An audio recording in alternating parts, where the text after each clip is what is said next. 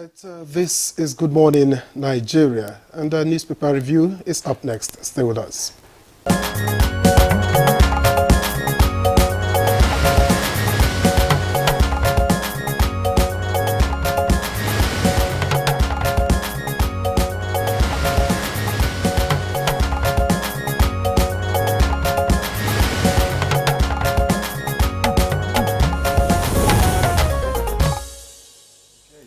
All right, our newspaper reviewer, Chukwudi Okoli-Ugbaja, is right here. Came in very early this morning. Good to see you, Chukwudi, this Friday. Thanks for reporting my bright and early profile today.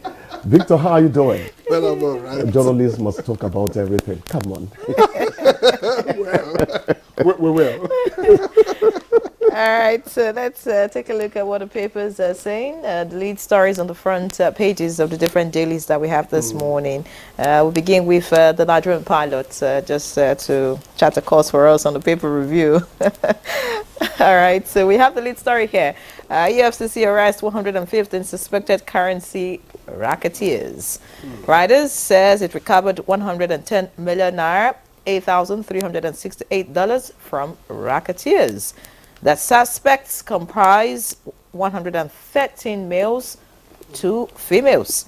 Reveals that some suspects are from Niger Republic. Assures the suspects will be charged to court once the investigations are over. The Nigerian pilots are below the masthead. Court orders NPC to give spending details of aborted 2023 census in 7 days. You want to hear that again?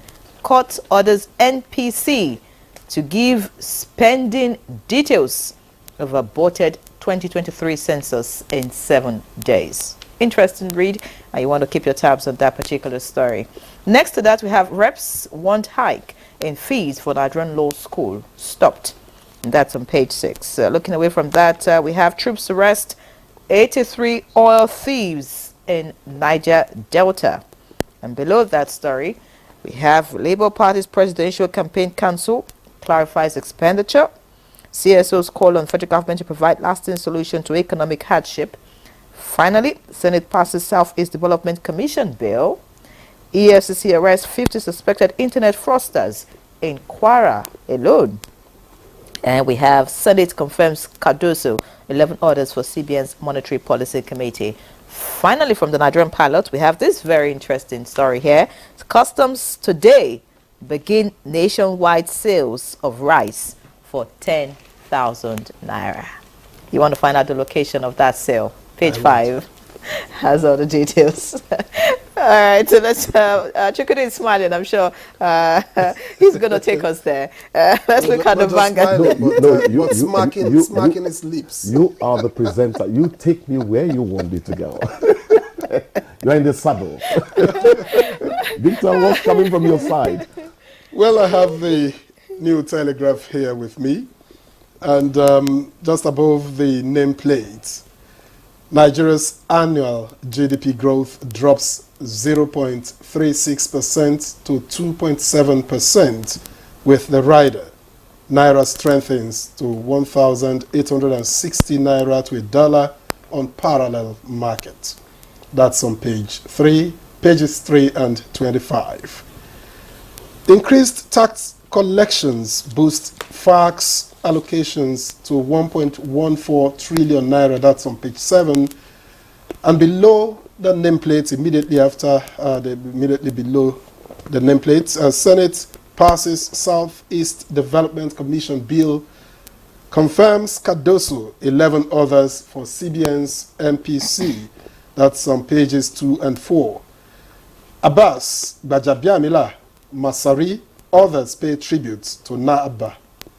That's late former Speaker Gali Umar Naaba, with the rider Nwuche, Buhari, Sirika, hail ex-speaker.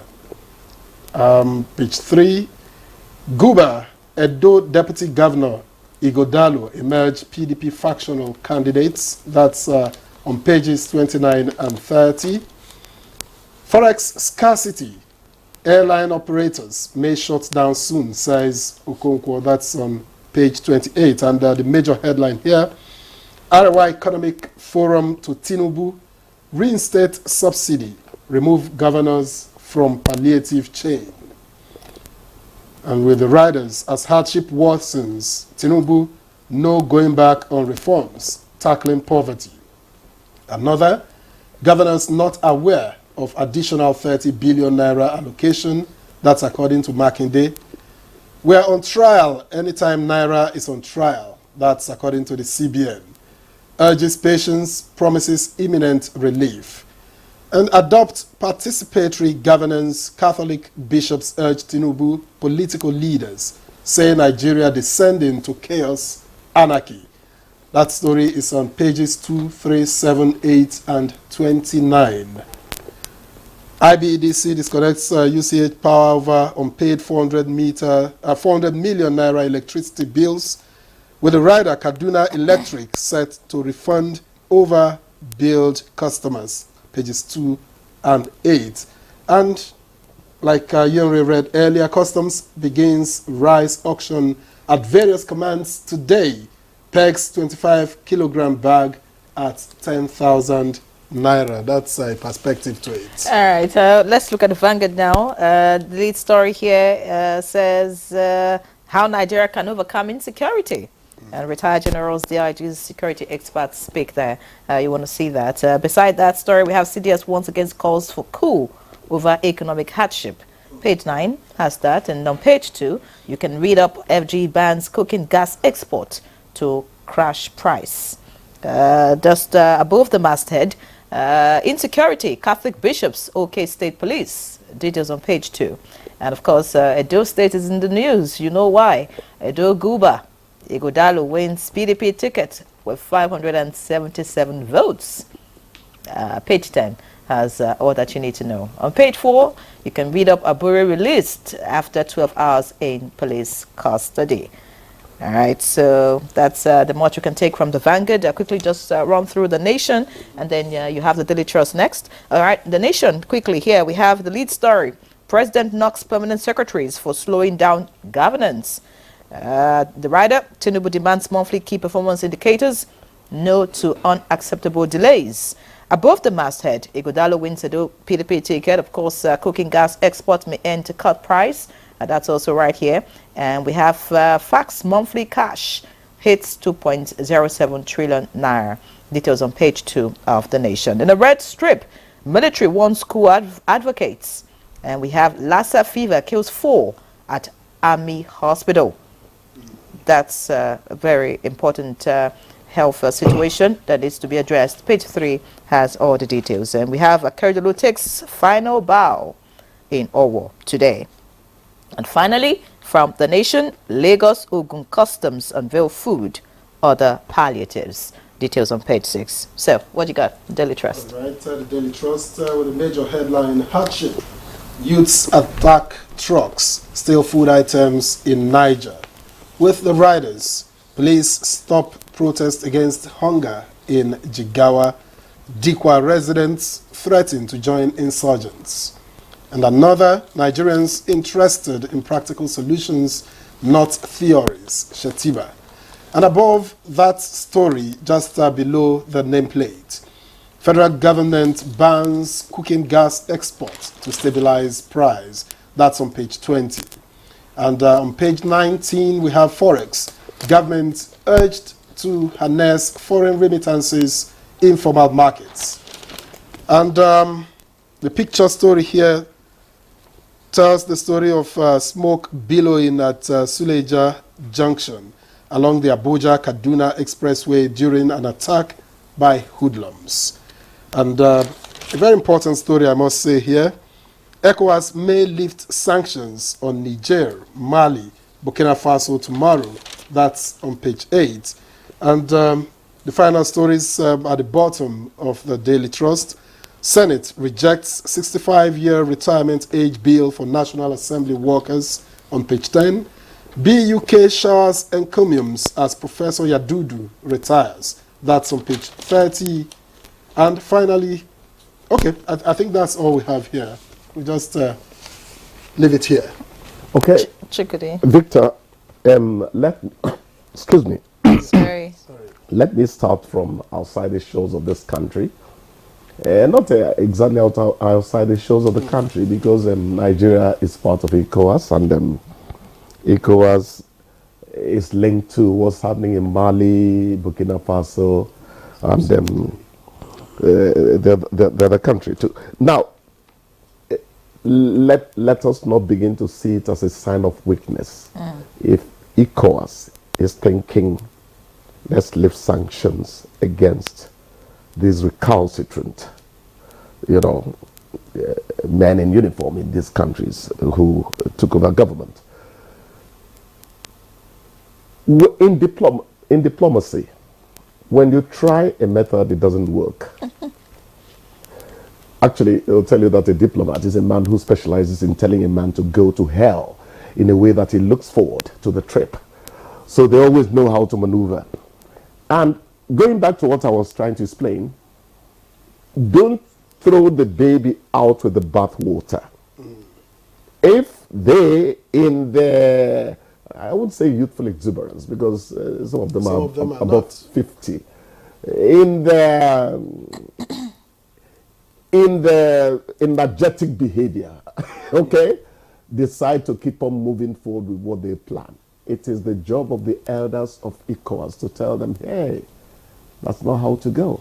Sometimes you beat a child with the left hand and actually bring the child to yourself with the right hand. So let's not see it as a sign of weakness if ECOWAS lifts sanctions on... But does it not send a wrong signal to other countries who may be thinking of going the way of unfortunately, Mali and Niger? Weakness is not a word. Weakness is what you see and what you feel. Yes. And so if you capitulate and say, let's bring them back, well, their strategy has worked. No, it hasn't worked.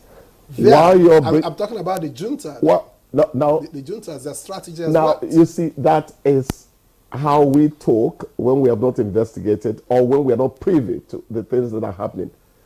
How do you know whether there have not been behind the scenes maneuvers, talking with them and all that? How would you know? That is the point. So you can't have this kind of, no, they have succeeded. No, they could actually be appealing. You won't know. Diplomats don't tell you all that goes on at the same time. Otherwise, nothing gets solved in the world. Sometimes you do it out of, it's just like sometimes you hear a panel, they say they will sit in private. It's not that they don't like journalism anymore. It's just that they know that not everyone who tries to put out the story will write it in such a way that they do not aggravate the situation. I keep on saying here, between black and white, you have a whole range of colors. And that's how human behavior fits when it does go into operation in the world. So let's leave them. Let me agree with you. Let me leave them. They know what they are doing. But I needed to say, please, let's not think it's a sign of weakness. Because some people could say, oh, they've even succeeded. We too should go ahead. I just read a silly statement. Sorry to just use that word on breakfast TV. This sounded silly to me. The CDS is warning people making calls for whatever they are calling for. Nobody can change the situation in Nigeria the way it is now by just engaging in one action. Nobody. It is totally an economic thing. The only thing you could do is, let's not engage all the reforms at the same time. We've always said here, could we have done it one by one? Exactly. But the truth is that this country is at the crossroads. The next thing is there will be total collapse of the economy. So what is happening now needs to happen. What we are telling government is, please always make sure your thinking cap fits snugly, in your head, so that the best of solutions is what you proffer and execute at any point in time. Absolutely. That is the responsible way to look at these things. You understand? That is what I think. I'm just carrying out my little analysis, And then the calls to reinstate subsidy, remove governors from palliative chain, calls by our group Economic Forum. Now, when you hear calls in the north over certain things to reverse and all that, Some people will tell you, oh, some people are playing politics, and you get to hear many stories in Nigeria. But the point is, what did the NBA say? That's the National Bureau of Statistics about poverty in the North. They said it's multidimensional. So whatever is being felt in Nigeria now, if we agree with the Bureau, we have nationally recognized as saying what is happening in both the macro and microeconomic environments of Nigeria. If we believe their work, then what is happening now is being felt more in the North. So when people talk there, it's because of the realities they're seeing there. That is their own reaction to it. And they have a job to try to protect the local populace from further anguish. But the question you ask is what they are suggesting going to be the best for the entire country. So government should listen to everybody. They are really feeling it up there. And state government, you understand? So please, let's not descend with the long thing. Why should you mention that at all? That's the call. State governments actually need to do more. State governments, because some of these challenges are state By the way, Lagos just came up with this policy of having civil servants work 3 days a week. I think from level 14 down, and then to be able to cushion. When Edo and Ondo started it, our dear Kingsley was still there. We practically castigated them. But I see now that they were miles ahead of us in terms of knowing what import and impact the present situation has imposed. But that had a negative impact, I can say, for Edo State in the education sector, because having teachers having to work 3 days and all of that, it affected the pupils, primary and secondary in that state. I have that. Do you know what you have just said? The implication of what you said is, should it have been given a bandwagon effect? Why don't you remove the teachers from this arrangement and maybe encourage the teachers so they can do 5 days a week? Okay. There's always a solution. What the human mind needs to do is to expand its scope of activity. There's always a solution to everything. I guess we can always keep talking about these things. But talking about the solution, by Lagos State, by asking civil servants. We need to let Chukudi go. Yes, of course, it's going to go. But maybe I want him to stay today. Would you want to stay? I know that people are falling in love with me more and more. But we know you need to. We know you need to get somewhere. When I know that I'm about to be kicked out politely, no. I have to say something. So you two are falling in love with me more and more. I can see that. No, but Chukudi, I just want to hear you. I just want to hear your thoughts. So you can love me out. No, before you go out in love, I just want to hear what you think about this policy by government. Having workers work 3 days. Is that a better way out, or find palliatives that will make them actually work the 5 days, just so we can be able to boost our economy? Because if you're working 3 days, would that not affect productivity? And then we need to work harder now as a nation. I'm sure they will need to find a way. When they say 3 days, I'm sure they already worked it all out on how to cover whatever lapses there might be. Your question cannot be considered rhetorical. But the point is, when you have a problem, you seek ways of solving that problem. Maybe this is one solution. Let's leave it to them. All right, thank you, Chukudi. We hope to see you next week. There they go, thanking me out again. No one wins all the time. And thanking God it's Friday. Thank you, thanks a lot. All right, so we'll take a break. When we come back, the conversation on Good Morning Nigeria would kick off. Stay with us. All right, welcome back. You're watching Good Morning Nigeria, live on the network service of the NTA. And to begin our conversation, let's take this background report pulled together by our correspondent, Oyeyemi Ajayi. For some time now, Nigerians have been experiencing heat in parts of the country. Experts say the experienced heat wave is as a result of weather pattern in the Pacific, aside the unreliable electricity.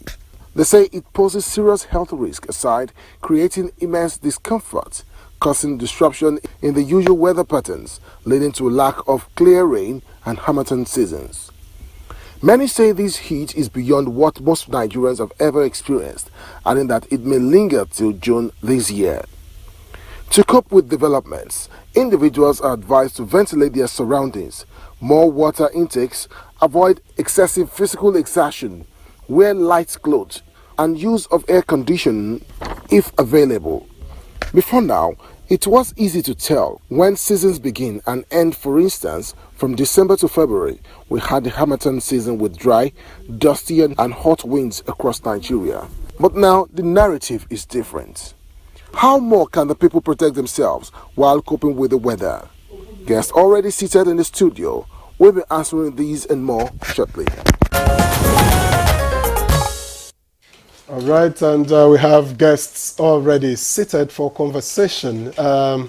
First, let me introduce here in the studio Dr. Isaac Akuma Eboja. Dr. Eboja is a public health specialist. Welcome to Good Morning Nigeria. Thank you very much. Good morning. All right, and also joining us here is an environmental health specialist, Chimere May Ohajinwa. She is of the Sea Circle Research. Chimere, a pleasure to have you join us on Good Morning Nigeria. Thank you. Not All really. right, joining us from Maiduguri, we have Dr. Ibrahim Gude, Director, Medical Services, Borno State Ministry of Health, joining us. We also have with us from Kano. I'm sure that Professor Isa Sadiq Abubakar, Director, Center for Infectious Diseases Research, Bayero University, Kano. Okay, that's our professor there. Professor Isa Sadiq Abubakar, Director, Center for Infectious Diseases Research, Bayero University, Kano. Many thanks for joining us, Prof. Thanks for joining us.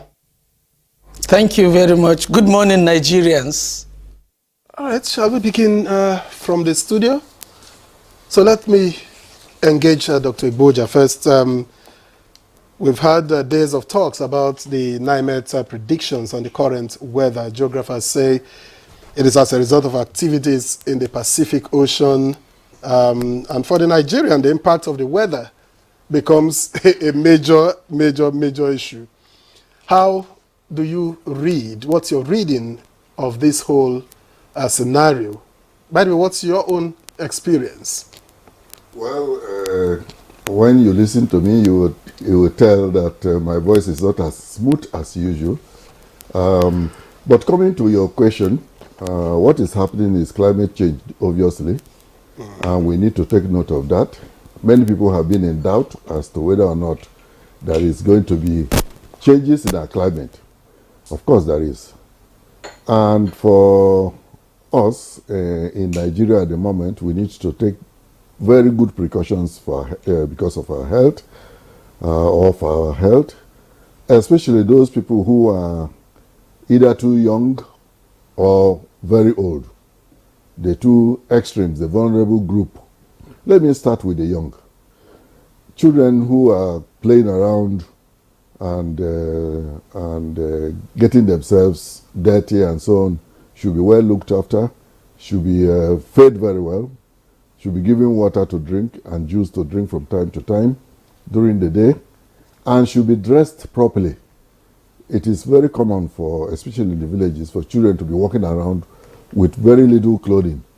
That could be dangerous when the weather is very cold because they are very prone to illnesses generally. So they should be warm when the weather is very cold or when it is cold, and they should be kept cool when the weather is very hot so that they don't get dehydrated. They don't sweat too much and get dehydrated. But let's go back even to younger, to babies. Mothers who are breastfeeding should drink plenty fluids, especially water, so that they'll be able to breastfeed properly. Let me also add that this is one of the times when women would reap the fruits of breastfeeding their children. Because when you breastfeed, the child has more immunity and will be less prone to these infections that are spreading around. And for those who are pregnant, they should do less strenuous activities, drink a lot of fluids, rest as much as possible, dress appropriately. Talking about dressing, generally everybody should dress appropriately. Wear cotton clothes and wear clothes that air can pass through. not too heavy clothes. Even when the weather is cold, it will be appropriate to change your clothes at night and during the day. When it is cold, wear warm clothes. When it is hot, wear light clothes. But generally, cotton clothes are the best clothes to wear at this time, especially underwears. All right, many thanks, Dr. Abuja. Of course, we'll come back to you. I hear that our guest in Maiduguri is with us now, Dr. Ibrahim Ngode, Director, Medical Services, Borno State Ministry of Health. Dr. Ngode, are you there? All right. Yes, please. Good to have you. Good morning.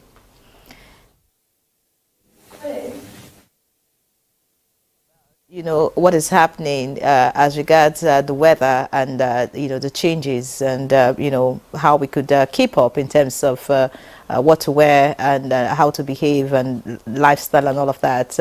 But you are the Director of Medical Services, Borno State Ministry of Health. I want you to tell us what your experience is in the hospitals at the moment.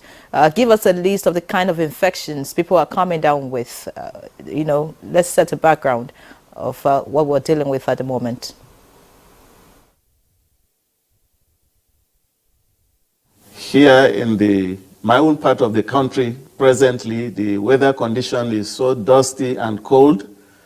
And in our various hospitals, we experience lots of patients with particularly respiratory tract infections as a result of the weather condition that is prevalent now. We notice that so many people come down with upper respiratory tract infections, lower respiratory tract infections due to the dusty weather. And this predisposes so many people to different respiratory ailments. And that makes them come to the various health facilities seeking for a solution to their problems. And this weather condition may not be unconnected with the climate change, which unfortunately in some parts of the world, including our own country, some people are in denial of the climate change. But practically we are seeing some of the effects, like the dusty weather, sometimes also floods in different parts of the country, particularly in those who stay by riverine areas.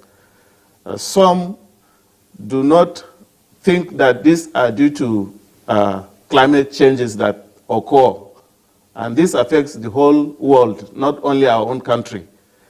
Therefore, I think it is very important for people to be aware, and they should be sensitized also on some of the harsh weather conditions resulting from the climate change, so that they will know how to protect themselves from some of the health impact of these changes, like respiratory infections, like asthma, bacterial infections, and other things that affect the respiratory tract or the cardiovascular system.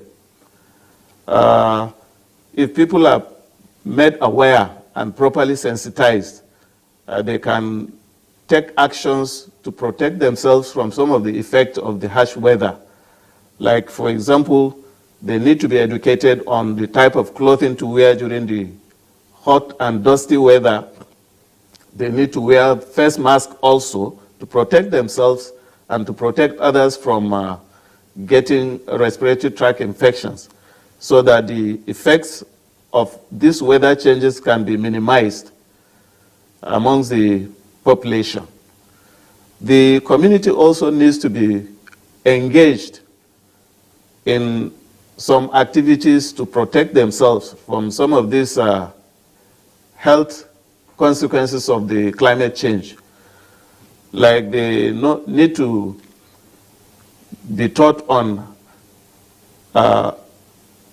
when and how to take care of themselves. Like during the cold weather, they should stay indoors, particularly children. They have to go out specifically if it is necessary. Otherwise, they don't have to be exposed to the dusty weather condition that affects their health. Sometimes also, you know,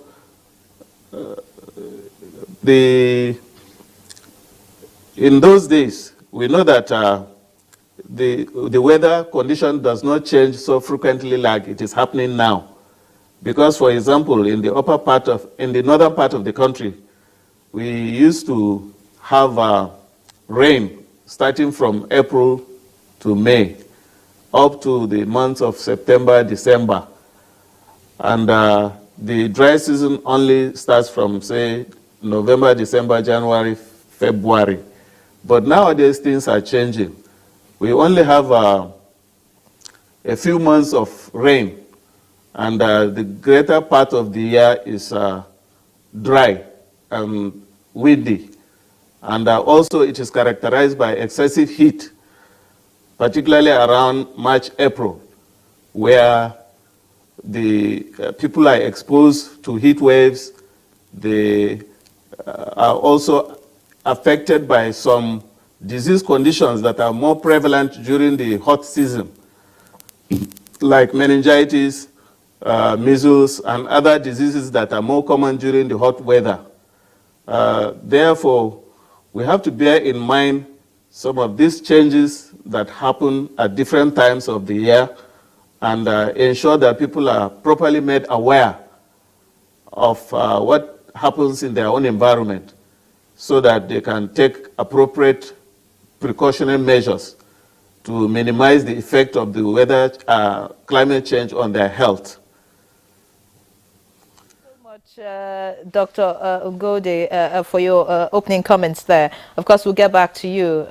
Let's get back to the studio now, where Chimere Ohajinwa is with us. You know, I listened to Dr. Abuja, and of course, listening to Dr. Ngode now. Of course, the same story. You know, what I want to ask you is, what is different now?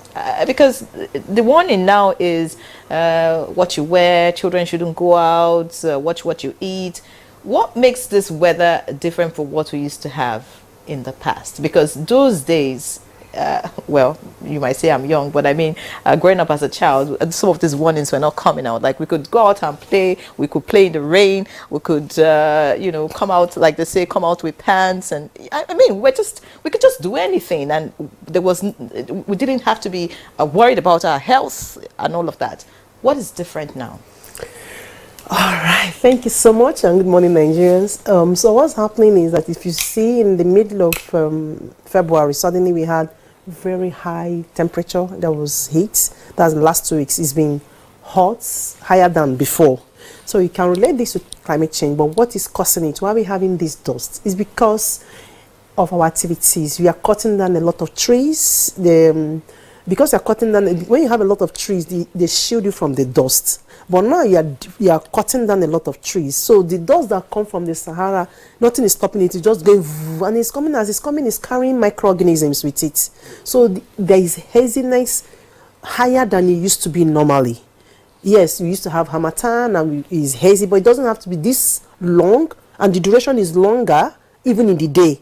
You know, before maybe it's early in the morning, by the time the sun comes out, it's okay. But now it's staying longer, and it's not just staying longer in the, it's also carrying the wind, because it's moving without any resistance. The wind also comes with it microorganisms. That's why you see a lot of people coughing and having respiratory tract infections. So that means this season, people that are asthmatic are going to have attacks right now. So you're more careful. If you need to wear nose mask, wear nose mask, so that you don't expose yourself to unnecessary dust. So one of the things we can do is protect yourself, fine, but also understand the importance of planting trees. The weather is changing, so it's becoming hotter than it is supposed to be. So in the last 2 weeks, I think the average temperature was about 39 degrees. So in the north was 41 degrees, in the south was 39 degrees. It wasn't that hot before. So that's the difference in the weather patterns. And so for the people, like Dr. said, that so what you're saying is we never had it this bad before? It wasn't this hot before, yes. So that you can now relate it to the fact that the weather is changing. Really, the weather is changing.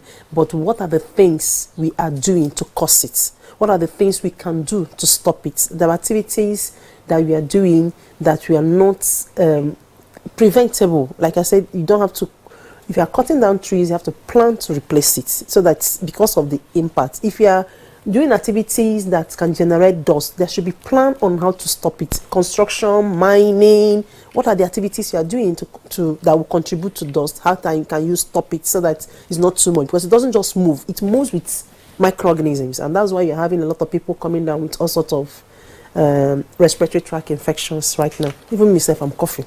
Okay. It's good to know, but I'm sure we'll come down later. And just before we come down to Are you coughing what too, we Victor? need to do. Because Well, not when quite. Dr. Abuja said, he said his voice wasn't clear. Chimere says she's coughing too. So what I what know are they're you feeling? tempting me, but I'm resisting. but before we get into discussions on how we can cope with this extraordinary kind of weather, let's get to Kano, where I understand Professor Isa Sadiq Abubakar is waiting. He's director, Center for Infectious Diseases Research, Bayero University, Kano. Prof, earlier on, Dr. Ngulde told us that in Maiduguri, where he is, that it is dusty and cold. What is it in Kano, where you are, and how are you coping with it?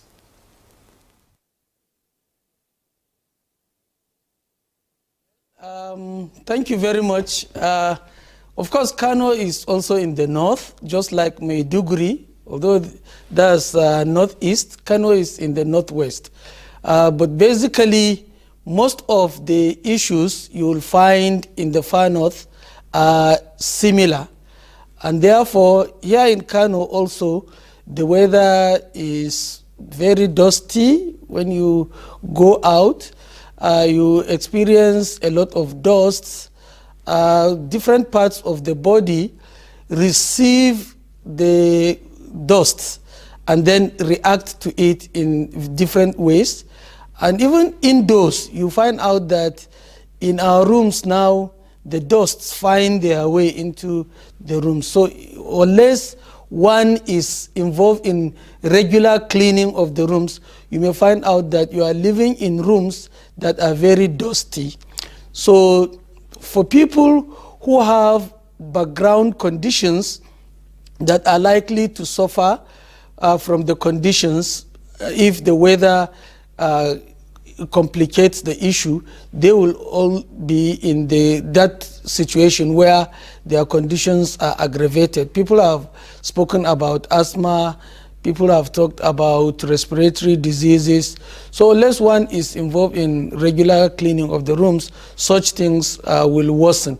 And even outdoors, of course, people are exposed to a greater dose of the dust. And as a result of that, those conditions will also get aggravated.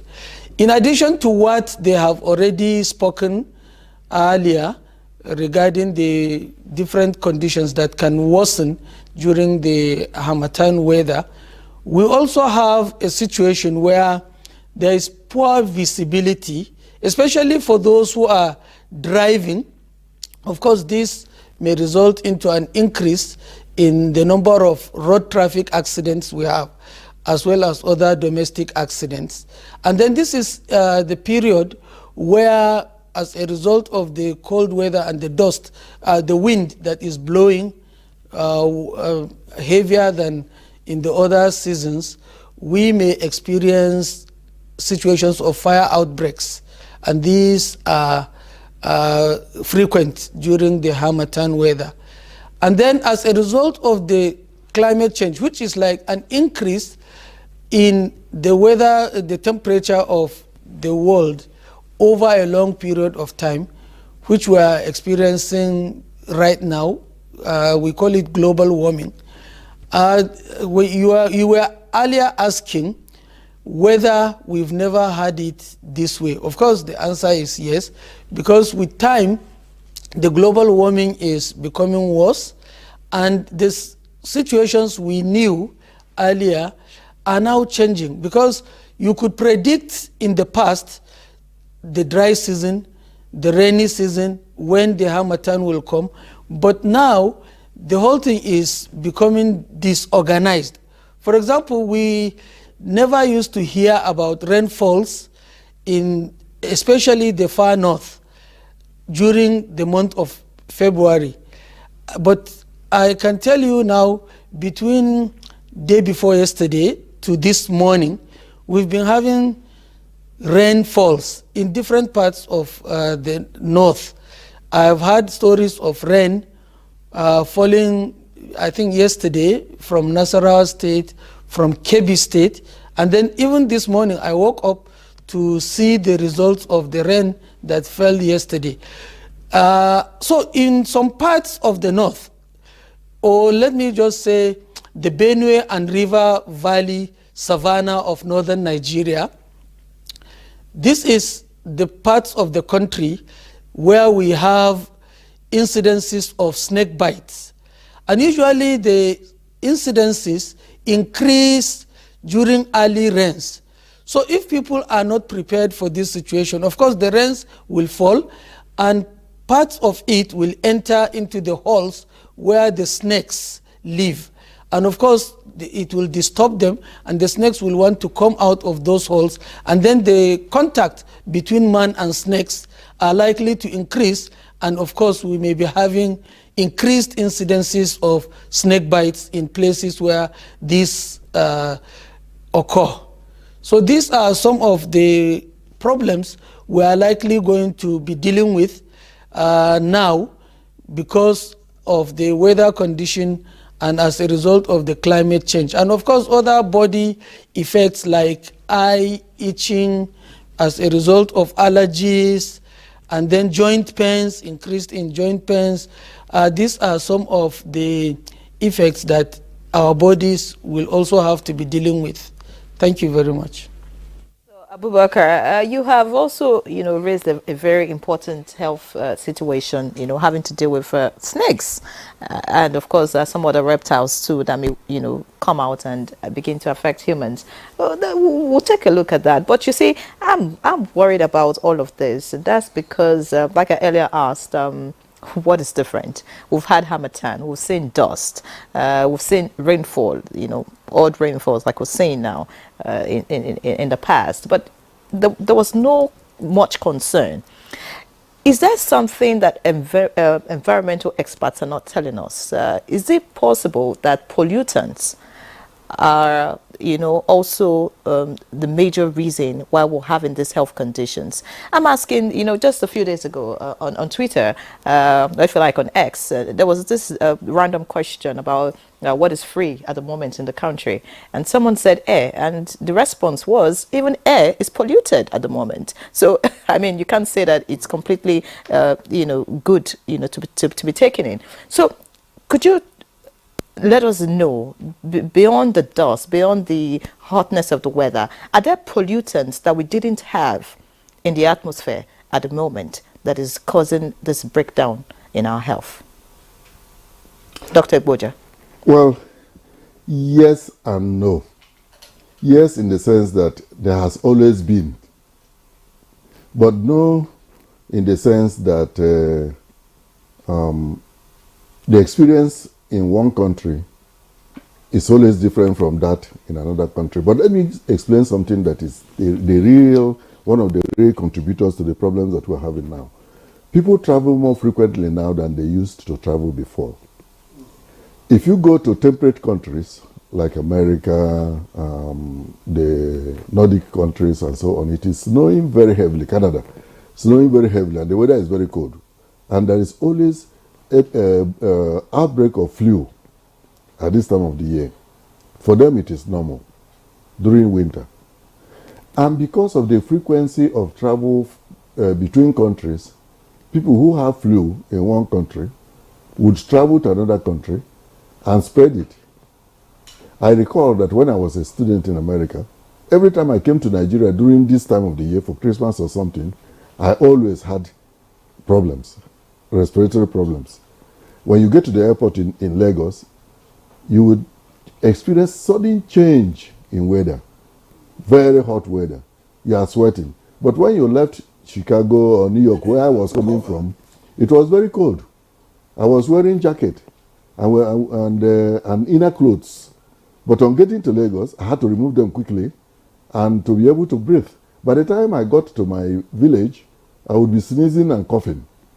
So, but what I'm trying to say is, if you have flu, for example, in temperate countries, and people are traveling from there to tropical countries, they'll be bringing with them whatever health problems they have.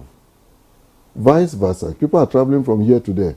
But let me explain what one of the contributors just mentioned. The wind that is blowing from the Sahara Desert is coming from the Middle East. Where is Middle East receiving their own? From the Baltic region, where it is very cold. So it is a flow of wind and a change of weather that is becoming almost uniform. It never used to be uniform. There was always a distinct period and type of weather in one country at one time from the other. Even within Africa here, for example, when it is our dry season, then that's when it is raining in South Africa. But right now we're experiencing almost the same type of weather. Why? Because of the climate change that we're talking about. So it is not necessarily that there are new pathogens in the air, but that the change in weather is bringing dust, is bringing pollen that are also alien to people in different settlements. For example, here, if you are breathing air that with pollen that is coming from the Mediterranean, of course your body will react to it. If you are breathing pollens that you are not used to, your body will react to it. It is not everybody, but many people's body will react to it. But the most important thing is not whether or not, but that what should we do, because this is a helpless situation. Helpless in the sense that climate change is unavoidable now. We have been advised as to what we should do to avoid the problem on a long-term, as a long-term measure. But for now, as we are experiencing it, we must have to take care of ourselves very well. And taking care of ourselves, let me also add from what Prof. Stopped. He mentioned snakes coming out of holes and biting people. Also rats are also coming out. And we're going to have cases of Lassa fever, so let's look out for that. We're going to have cases of measles because of the heat. Let's look out for that. We're going to have cases of meningitis because of the heat too. Let's look out for that. And very soon, in the next month or two, we're going to have cases of increased diarrhea diseases because of contaminated water. So we should look out for that. My advice generally is that children should be immunized. That's very important. Babies should be immunized. If you have a baby, make sure that child is properly looked after. That child is immunized. It's very important. If you are a lactating mother, meaning you are breastfeeding, make sure that you breastfeed properly and don't give that child or that baby any water. Please don't. The breast milk is enough. That's from birth to 6 months. To 6 months. If you can go to up to 1 year, why not? Without water? Without water, if you can go. But after 6 months, you can start giving some food, but continue to breastfeed. When you talk about immunization, is it the normal routine immunization we have at the moment, or there are some extra? The routine immunization that we have now is sufficient. And if people would adhere to them and make sure that every baby that is born is immunized, and they follow up until the 9th month when the measles vaccine is given, babies will be very healthy and they will be more protected and less prone to the diseases that we are going to be experiencing. What about the elderly? Especially measles. What about the elderly? The elderly, yes. I mentioned before in my introductory remark that we should be looking out for the vulnerable groups, the babies and the very old ones. The very old ones, one, they should be drinking plenty fluids. It is generally true that when you get old, as you get older, your taste for water reduces. Your willingness or desire to drink water reduces. But they should try and drink water. And if you're around elderly people, give them water to drink. Make sure they drink water before they eat. And after they eat, after some time, like half an hour after, give them water to drink. I say give them because some of them will not ask for water. And even if you put water in front of them, they will not drink. So you have to say, Daddy, please drink water. Or even take it to their mouth to let them drink. Because as they get dehydrated, they have more problems. And generally, everybody. If you get dehydrated, you are more prone to have other problems too. Absolutely. And you are more prone to be weak. But the elderly in particular can get very confused. They can even get to a point where they go into a coma and die. They can have heat stroke. So look after the elderly very well and look after the babies very well too. All right, thank you very much. Who will look after Dr. me, Abuja. doctor? Who will look after me? I was going to... You look after yourself. I was going to add the people who are also physically challenged for good measure. But let me get to Chimere now. I know that a lot of these issues have been blamed on climate change, global warming, and all of that. And I know that it's not a peculiar thing to us this way. But how can we, in this little corner in Nigeria, begin to push back against climate change, the impact of climate change? What needs to be done? If it's not being done before now, what do we now need to begin to do? All right, so a lot of things are blamed on climate change, but it's not entirely climate change. There are things that we can do ourselves. If you're cutting down the trees and you need to reforestate, that's deforestation, you need to plant back the trees. We have those policies, but we need to make it stronger. In the southeast, for example, yes, it's coming from the north, but if you look at Nigerian vegetation cover, it's reducing. Everywhere is becoming bare. So when you build your house, you plaster everywhere, and then because those vegetations help to push back, attract those dust that you see in the air. So you're having it more in the air because the trees are gone, the vegetations are gone. It's even worse in the southeast that everybody is building houses and plastering everywhere. Then there's erosion because the land is not absorbing the water, the dust is not being trapped. So the vegetation is going down. So even the way we practice our agriculture, you are burning where you're not supposed to burn. So the whole air is filled with dust. People that are doing bakery, they think it's cheaper to use wood instead of using gas. So there's no hygiene that is being taken care of. Yes, so there are small things we can do. It's not as if we have to always blame everything on climate change, even the things that we are causing by ourselves. Example, flooding. If all your gutters are, when it's raining, you go and bring out your dustbin and put it inside your gutter and block the drainage, then there is flooding. Now say it's climate change. Is it really climate change or waste management? So sometimes there are things that we do ourselves that we should be able to take care of. So if these are the things that, like some of these laws, we already have them, we start enforcing them. We've talked about wearing nose masks. We also talk about washing your hands. If there is dust everywhere that has microorganisms in them, as you're touching your hand, always remember to also wash your hand regularly, because you are picking up things and then you are carrying a baby. Some people kiss the baby with their dusty face from where they are coming from. Some people go into hospital. We are not supposed to go into hospital. Then you come back, you carry a baby, and then you carry all those dust. You didn't even wash your hand, and then you touch somebody's baby, say, please don't touch my baby. Then you get angry. You don't even know what the mother has been going through to take care of that baby. And then it's just that consciousness that yes, everywhere is dusty and this dust has microorganisms, so we should intentionally try to wash our hands as often as possible. So the things we can do, those planting of trees, I'm just saying, so you understand the importance of those vegetations. Yeah. They are helping us to trap these things. They help to reduce the erosion that you are having. You have erosion because those trees are no longer holding the soil together. You're cutting it off, you're plastering everywhere. It's not absorbing the water, it's not absorbing the dust, nothing. So everything is in the air, and so it's so dusty and hazy, and then you're having increased respiratory diseases compared to what it is before. So these are the things, these are the connections between your environment and your health. All right. Chimere, thank you so much. Dr. Ngode, you spoke earlier, and when I listened to Dr. Igboja propose solutions to the problems that we face at the moment, he mentioned eating well.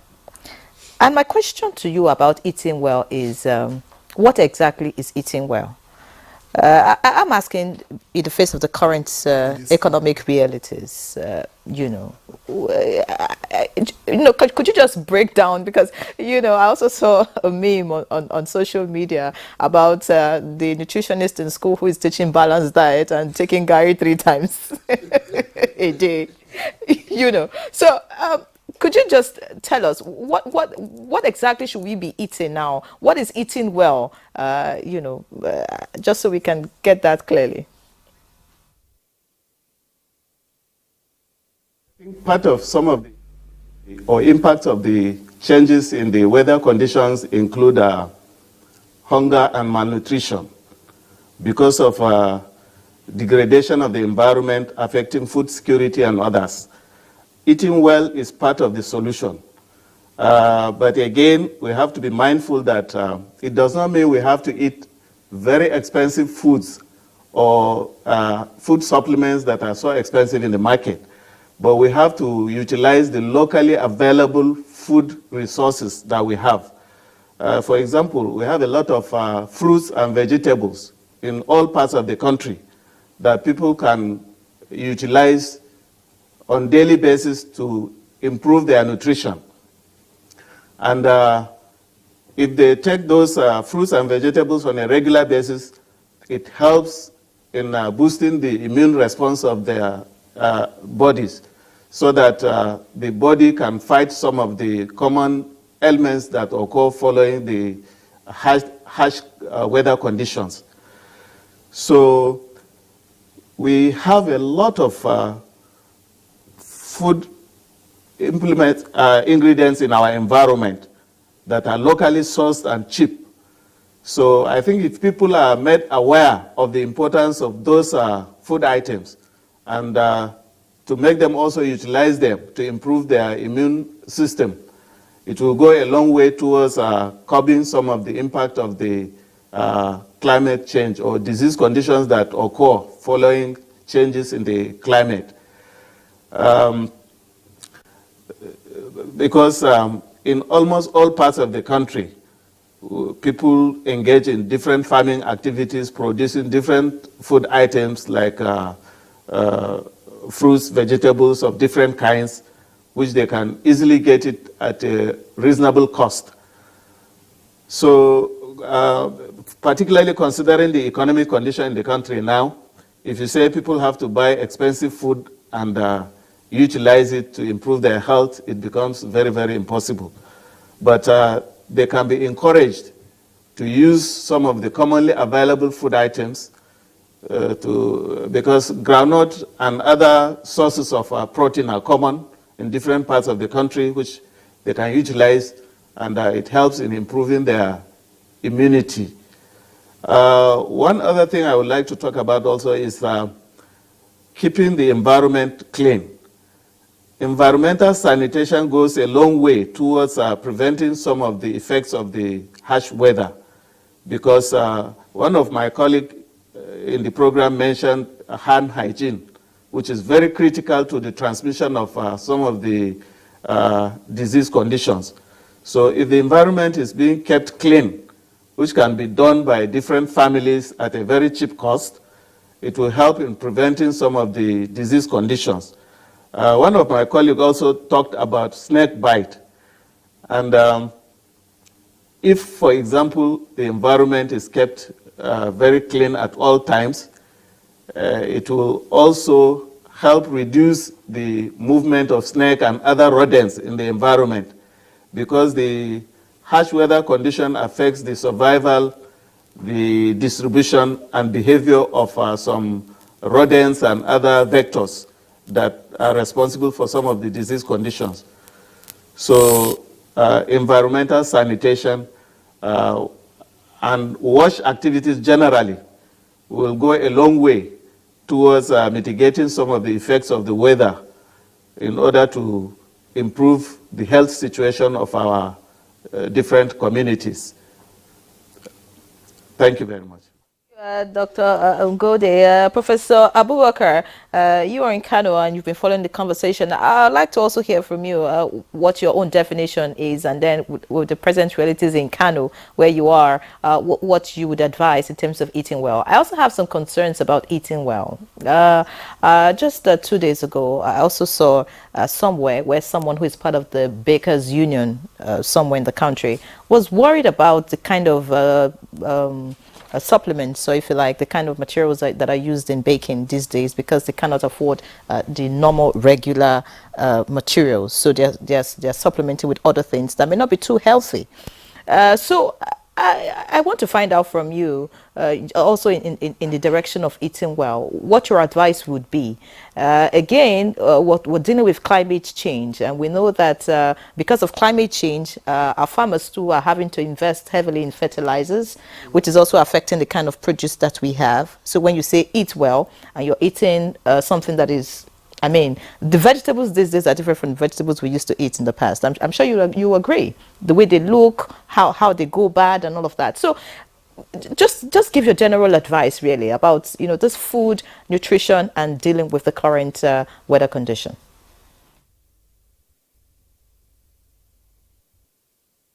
Okay, thank you very much. Talking about eating well, he has mentioned a lot of the aspects of it. I will consider eating well as eating 3 square meals in an ideal situation. And a plate of food that is healthy should contain the following. Number 1, we need to have carbohydrates. These carbohydrates can be obtained from food items like cereals, which we have. If not for the current situation we are having, these are cheap items, and in most cases, they form our staple foods. And then, of course, we have to have vegetables in our diet, and those vegetables, we have a number of them that are also cheap. When we look at lettuce, we look at other vegetables like garden eggs, which we have in some of our places. Cucumber is another one, and a good number of other items that can fall within the spectrum of vegetables. They are readily available in our environment. And so, these should be part of the food items we also consume. And locally, we have another vegetable like moringa, which is a delicacy in our places, especially when people mix it with groundnut, especially the mashed one. It's very nice to eat. And when you go to buy it, even with the condition we are having, one can go on to use it with few amount of naira. So we need this as part of our food, vegetables and fruits that are very cheap. Even now, you still can have watermelon, you can have pawpaw, you can have oranges, you can have pineapples. When you are getting it in small pieces, it will not be an impossible thing for us to consider. It is just a matter of prioritization. Because we know we need these things, we have to cut some of our expenditure on other things in life and invest in our health through the food we eat. This is a very important message that should go out to the people. And then, of course, we need the sources of protein. If we can't afford animal protein like meat, eggs, we can rely on beans, we can rely on groundnuts. They are very good sources also of protein. But then, even if not all the time, one can rely on fish and meat to the extent that our pockets can afford. Of course, we need to have a mixture of all this. And then we need water also. So if we can't buy the bottled water, we have tap water, we have what we call pure water, that's the one in the sachets, Then we can process the water that comes out of our tap, or even well water or the borehole water. We can purify this to the extent that we can, boiling and ensuring that we protect the water storage system. That will be good. So this I will consider as a balanced diet. And then regarding the difficulties that farmers are experiencing and some food processing industries like the bakeries, in as much as we will want to make a lot of gains, we should not subject our people to unhealthy situation by cutting corners. We must use the required fertilizers, we must use the required pesticides where needed. We must get our grains that we are going to, the crops we are going to use on our farms from credible sources, those that will not bring problems to our people. And of course, we have to be using the experts in agriculture to be advising us. What it means is, we know there is hardship in the country. If we cannot afford a very large farm that can produce several sacks, like 100 sacks of a food item, because of the difficulties now, we can reduce the amount. There is nothing wrong with doing that, because we do not want to jeopardize the health of our nation. So we should look towards that in as much as we will want to make the gains. And then the bakeries should not be substituting the additives they are using, like using bromides, changing the chemicals they use in order to process the bread and other pastries. We should still use standard ones. And I think that will make us to be free from some diseases that can occur, because the effects of some of these things may happen in the immediate period, but some are on long-term basis, and we don't know what will happen. Some of the reasons why we are now having an increase in some of the frequencies of some diseases like diabetes may not be unconnected with the ways that we are changing our eating habits. And of course, we have to pay attention to that. And of course, some of the things that we may be using in preparing the food items may be cancerous. They may help in increasing the rate of cancer in our country. So we have to be careful of that. Of course, some of these things, it is not easy for us to see, but then research is over time may help us. But at least, even without the outcome of the researches, some of these things, we know them anecdotically, and then from some of the literature we read, people have to be advised to go the safer way than to try and make gains unnecessarily while putting the lives of our citizens in danger. Thank you. Thank you very much for all that you have reeled out this morning to try to guide our people. But I know that some of these things are actually based on ignorance.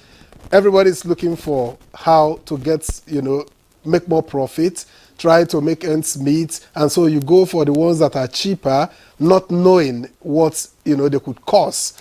And so I'll be asking Dr. Abuja how much awareness we need to create on the dangers in using some of these things that appear cheap but are actually hazardous to the health. But that will be after the break. We'll take a break now, and Good Morning Nigeria returns shortly. All right, you're welcome back. This is Good Morning Nigeria on the network service of the NTA. And just before we went on that break, Prof was talking about our people not cutting corners in their various endeavors, so long as it has to do with what people eat, what people take in. But I also know that in some cases, it's just a question of trying to survive, and ignorantly, you introduce certain things along the chain that become hazardous. And so how much awareness do we need to create, Dr. Abuja, to ensure that our people are aware of what they should use and what they should not use, regardless of the economic situation? I think we need a lot of awareness in terms of food preparations. Preservatives in particular can be very dangerous, and we should be consulting NAFDAC. They know which ones are recommended and which ones are banned. Many people use preservatives that they are not supposed to be using. We don't have to go into that. But let me also add that there are many people walking around selling Chinese-made supplements that they claim would solve all the health problems we are going through now because of this weather. My strong advice to everybody, do not buy these supplements unless they are registered and approved by NAFDAC. Some of them are very expensive. The money you would use to buy a supplement that will take you for a week or a month can be used to feed your family. Well, and many of them are not even helpful. Anything that is not approved or registered by NAFDAC should not be patronized or should not be bought or used. That's my personal recommendation. Coming into foods that we're eating generally, make sure you wash your foods. Carrots, cabbages, vegetables, fruits. As long as you keep them clean, wash them, you would be reducing the hazard that you might have if you don't wash them. Then preservatives too. Let me come. This is the time when we preserve meat, we preserve beans, we preserve maize, and other cereals or grains. Please make sure that people who are using sniper to preserve food, stop it. It is dangerous. It is very hazardous to health. Nobody should put sniper in any form or any quantity in food. Nobody should use any preservatives that are not approved. Farmers generally know now because extension workers keep telling them. Yes, there are still some people who don't believe that anything is harmful. So we need to keep that awareness going. We need to be educating our people. But all the same, more importantly, are those who don't care. They know what is bad, but they don't care because they want to make money at the expense of somebody's health. My advice to that is, please, let your conscience question you. There's a police that is bigger than the Inspector General of Police, and that's our conscience. If that police cannot arrest you, then you are in trouble. And in trouble with God for killing other people. Okay, Dr. Abuja, thank you so much. Chimere, I'd like to come to you now. Now we're looking out for solutions. Dr. Abuja already said this is something we cannot change. It's our reality at the moment. We have to deal with the weather condition, the effect of climate change and all of that.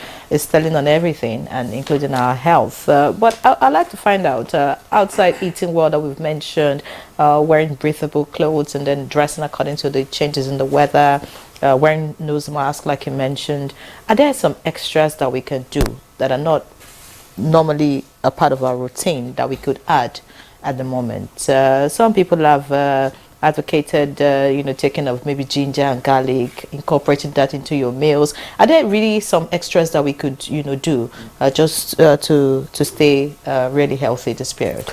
Okay, I think like I said, I mentioned a lot of them, that keeping your environment clean, washing your hand, drinking water. When they say drinking water, that's about 8 to 10 glasses of water a day. So you're specific. When they say maybe because you don't drink at all, then you drink 1 sachet of pure water, then you think you have taken enough. Meanwhile, you need like 4 sachets of water. You know, that kind of a thing. So you know that, see, I need more so I don't get dehydrated. Because if not, you won't be having the number of people going to hospital for things that they can prevent.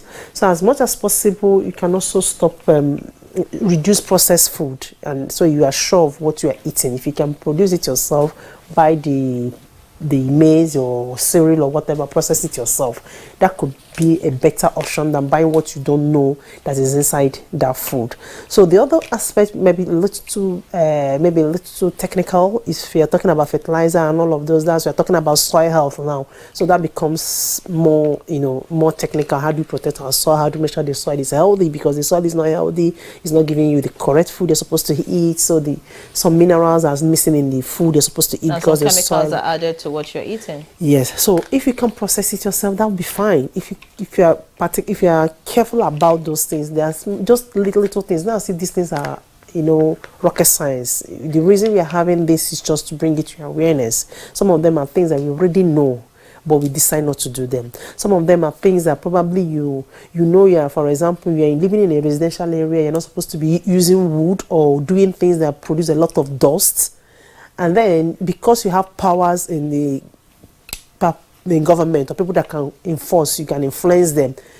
Then when they come around to enforce it, you influence them. Meanwhile, everybody around you is coughing, is having problems. A good example is my parents' place. We don't have, there's a bakery there that instead of using the normal bakery machines, using wood. And then I have this sister-in-law that had asthma. And then when she came to visit my parents, then it was a big, serious, issue that they had to rush her to hospital. Even when we went to the NAFDAC, Ministry of this, to complain and nothing. We wrote letters, involved the lawyers, nothing, because the person was powerful. He has money. They come and give them money. And the people who have poultries in residential areas, so even if you manage it properly, so you don't have to infect other people. Because even the wood is not cheap, so why not use gas? Why are you not making everybody around you to be coughing? So sometimes you have to work on our conscience. Like what we are doing now is we are raising that awareness, making people know that is wrong. You are causing disease. That you are not asthmatic doesn't mean that anybody is not asthmatic. There are people that just suddenly become asthmatic at an elderly age. They were not asthmatic before, but because of the exposure, they're having what they are not used to having before. People that have it are suddenly having it more than they used to have it before. So this kind of awareness is important, that you get people to know that, see, there are certain things you are doing that is not right. If you are doing construction somewhere and you're supposed to use net to contain the dust, to do that. You don't have to use your powers to subdue other people. Do that. If you are mining, things that release dust, remember, it's carrying other things, and this weather is not helping it. And it's not just stopping there, it's going far, even farther than you think. The wind is carrying it far away.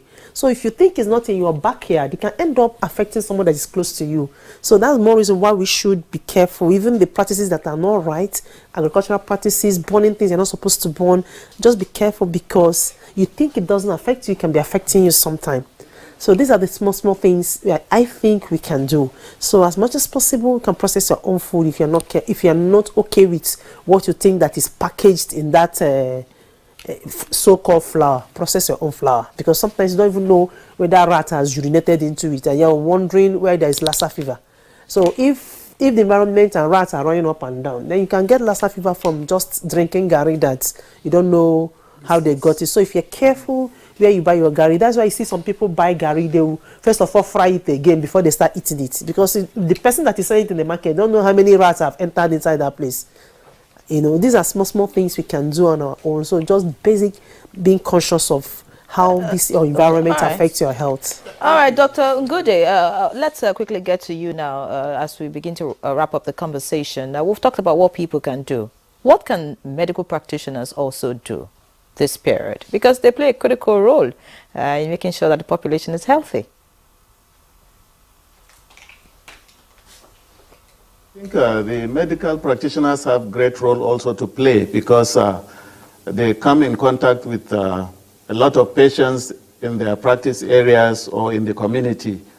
And they can also educate the patients on how to take care of their environment, how to eat well, how to protect themselves from the harsh weather conditions, by creating awareness and sensitization on the type of food to eat. Like, for example, they can educate the patients on how to get cheap and easy food ingredients that have balanced diet, like fish, like vegetables, like other things, because sometimes, because of the ignorance from the patients, they hardly get adequate information on what they need to do to improve their health.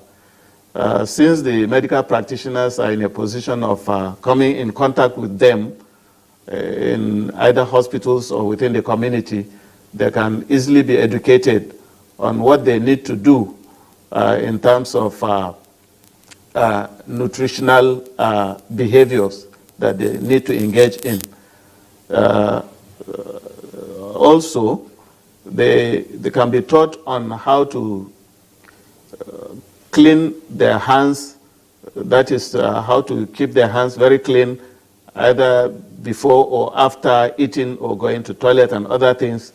This will go a long way also in help preventing some of the common illnesses that occur following changes in the weather. One of my colleagues talked of some of the traditional medicine and other Chinese supplements that are sold in the market. Some patients ignorantly patronize those people that are engaged in advertising those products. So I think the medical practitioners also can go a long way towards educating the members of the community, telling them that some of the things are very hazardous to their own health.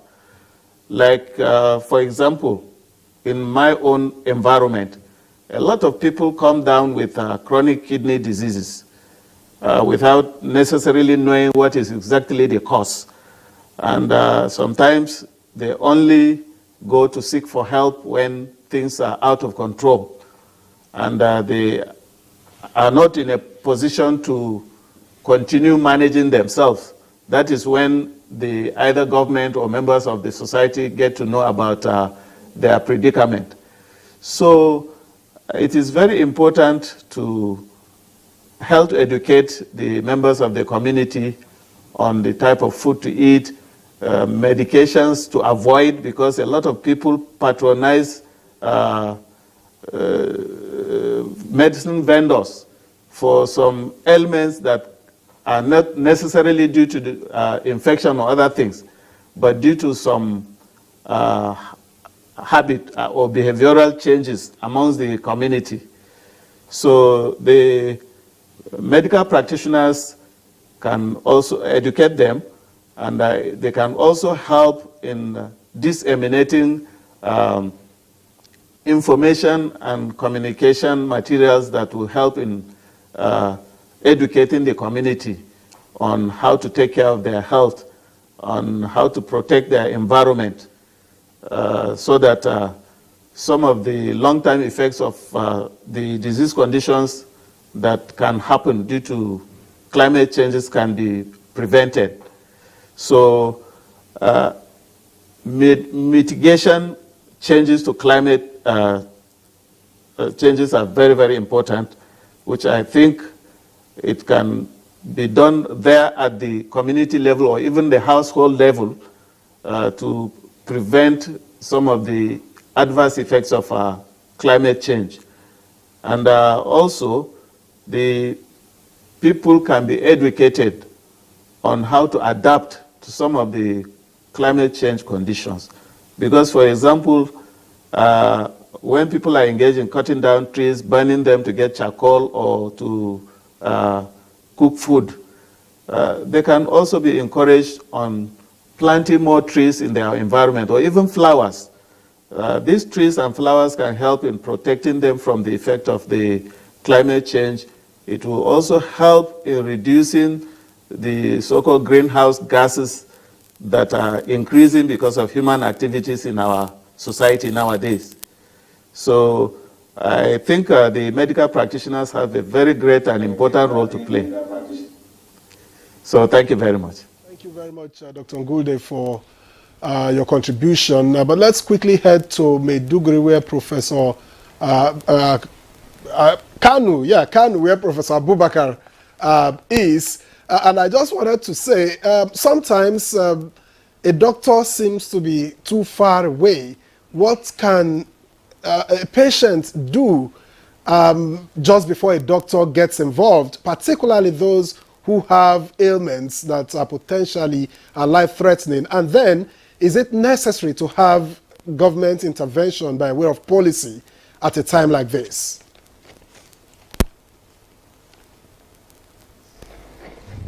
Yes, thank you very much. Of course, I'm glad that you mentioned this. Since we began to discuss this topic, we've been talking about one single public health measure, that is health education. Of course, it is an important measure to take, but there is another one that is legislation. Of course, we are a country, we have to be governed by law, and we have to be seen to be enforcing laws. Because some of these things have to use public health laws, which of course over the time we have lost. When we were kids, I used to remember up to now that there were times when environmental health personnel were very well respected. The issue of sanitation, the issue of safeguarding other public health laws were taken very seriously. But over the time, we have moved from that. And I wonder where this thing is taking us. A situation where Chimere was talking about somebody making a business but then putting the lives of others in danger, and nobody seems to be doing anything. It does not go well for a civilized society. I'm sure government policies, you see in Nigeria, it is not the problem of lack of policy. We have a lot of policies in different aspects of our lives, especially within the health sector. You can swear to God that we have a policy on everything that is related to health. But then the issue of implementation is where the problem is. I think government needs to come in here and ensure that all those who are supposed to enforce laws do it without favor or fear of anything. And the citizens of the country need to adhere to this and respect the rule of law in our country. That is when everybody will live in peace and harmony. But as long as we will remain to be a weak country where everybody does what he or she likes, that will not go well for us. Then coming back to the issue of what patients can do, especially those who know that they have pre-existing conditions or some comorbidities. Of course, as part of the treatment that doctors do provide, they educate the people on precautions they need to take, on preventive measures they need to take. There are what we call 5 levels of prevention, which as individuals, as families, and as communities, we can employ. So people at this individual level, they should ensure that they protect themselves, adhere to all the advices given by the medical personnel related to their health conditions. And then there are general measures that we need to take to ensure that we live in peace. For example, the first level will include us engaging in exercise, especially for adults, but of course it can start early from the school so that it will become part of our habits. A lot of health conditions may be related to lack of exercise, so we have to ensure that that is part of our routine. And then making sure that we keep our surroundings in good condition of hygiene and sanitation. And then personal hygiene, we need to take all this very seriously, ensuring ventilation, avoiding overcrowding, and then the eating habit, which we have discussed extensively in this session, and ensuring that for the workers, health workers, the information sector, everybody that is involved in spreading good news and then spreading health promotion messages, do their bit. That is why I give kudos to NTA for taking this as a topic. You are doing a lot in health, and that is a good thing for our country. So we have to keep doing this. And then there are conditions that need specific protection. We can do well as individuals to ensure that people have mentioned immunization. There are some of the conditions that we will need to take certain medications to protect ourselves from. But this should be based on medical advice. Because I mentioned this, it's not like people can on their own decide to take those medications. Especially, I like the enlightenment that people have brought, especially Dr. Abuja, who kickstarted it. This issue of taking supplements that sap a lot of money, I'm not going towards that direction, but there are specific individuals in our communities with some conditions, like sicklers, for example. They need to take some medications to protect themselves from certain ailments. So we should go that way. And then the issue of getting to the health workers very early so that our conditions can be diagnosed early and promptly treated on time. That's another measure we can take. And even for people who are ill, it is not too late because we can still limit the disability by ensuring we adhere to the advices by medical personnel, and then ensuring that we keep to our medications, and then regular visits to our health personnel. And then, of course, even if the situation goes and it leaves some long-lasting sequelae that are not palatable or they are not good to our bodies, we still maintain our contacts with the health sector so that people can be rehabilitated, and then the management of many of the conditions can continue. And then generally, as people, we need to help. All right, thank you. Because of time, Prof, thank you so much. So we'll just round off the conversation, and of course, Dr. Abuja, I would like to hear your final thoughts, general advice, anything you missed that you want the people to be aware of as we round off the conversation. Yes, when I say eat well, it doesn't mean eat big quantities of a particular type of food. It means eat little bit of everything: fruits, vegetable, carbohydrate, protein, mix everything. Little bit of each is what is meant by eating well. Okay, thank you very much. All right, thank you. Chimere. All right, so like I said, this is a season where we have haziness in the environment. If you have plants around your house, it's going to help you because the plants will trap the dust. So this is also the time that you eat a lot of fruits or vegetables that have a lot of vitamin C, like oranges, pineapple, lemons. You get a little bit of it inside your water. Drink a lot of water, wash your hand, so keep your environment clean, so that if the dust or the wind carries it, it's not as dirty.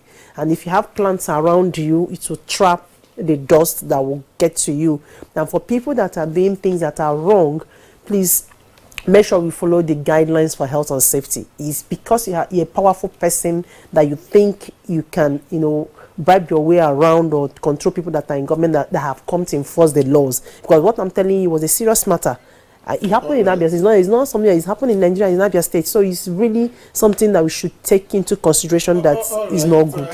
Thank you very much, Chinyere May Ohajinwa. Chimere May Ohajinwa. Thank you very much for your time on the program. We appreciate your insights. And Dr. Isaac Abuja, public health specialist, thank you as always for your thoughts and insights. Thank you very much. My pleasure. Andre? All right, we appreciate Dr. Ibrahim Agode, Director of Medical Services, Borno State Ministry of Health. Thank you for your thoughts with us this morning. And of course, Professor Isa Sadiq Abubakar, Director, Center for Infectious Diseases Research, Bayero University, Kano. Very interesting conversation and of course enlightening. We do appreciate you. All right, so that's good morning, Nigeria, this Friday. It's been a beautiful week. We encourage you to do the needful as far as your health is concerned. I'm Yenri John. Do have a brilliant weekend. All right, and I'm Victor Azu, thanking you for joining us as always. We'll see you again on Monday.